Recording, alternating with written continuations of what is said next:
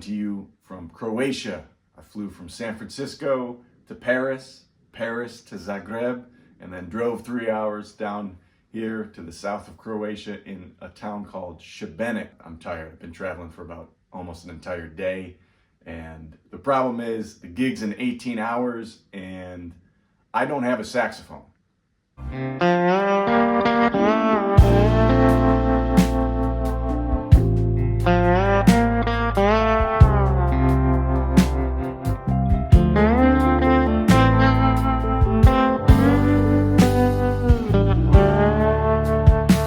I found a horn.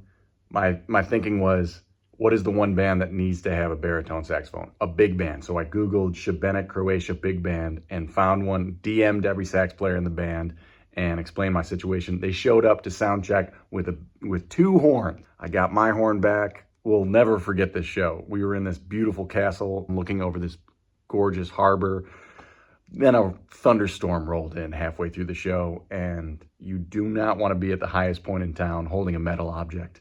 It was raining so hard that our iPads were changing pages by the rain. So we had to call it halfway through. Thanks to everybody in Croatia for coming out and hanging in the rain. Also, thank you to the Šibenik Big Band for hooking it up. Y'all saved the day.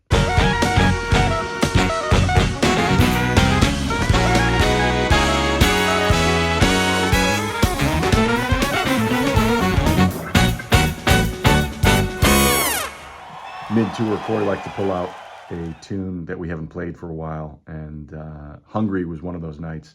The song was called Turbo, and it is dense. Saxophones specifically have a lot of stuff, so here's a little rehearsal from saxophones playing Turbo.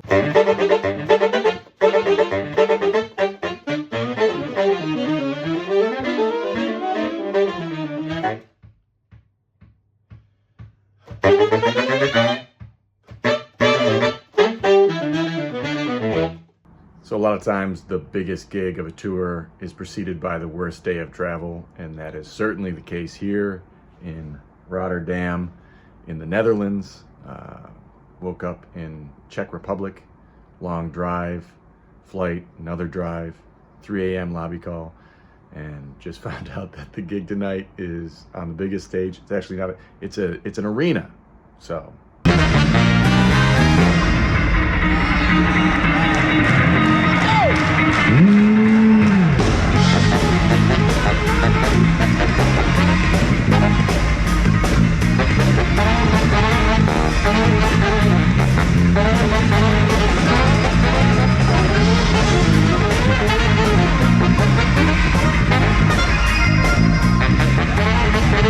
It was a similar situation about a year ago. Played North Sea Jazz Festival and roughest travel day the day before with Superblue.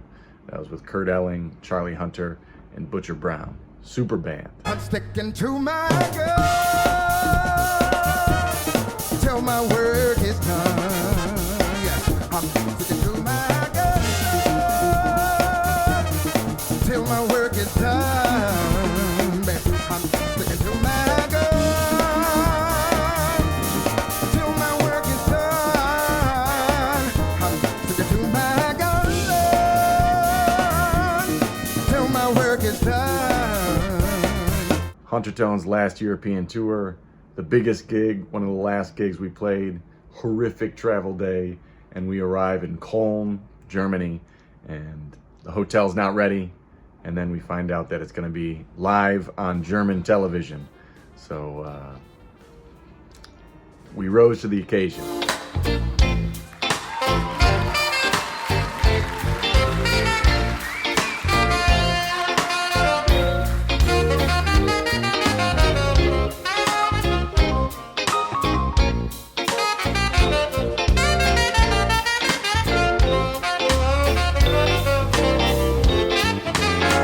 Saxophone hasn't really changed all that much the last 150 years.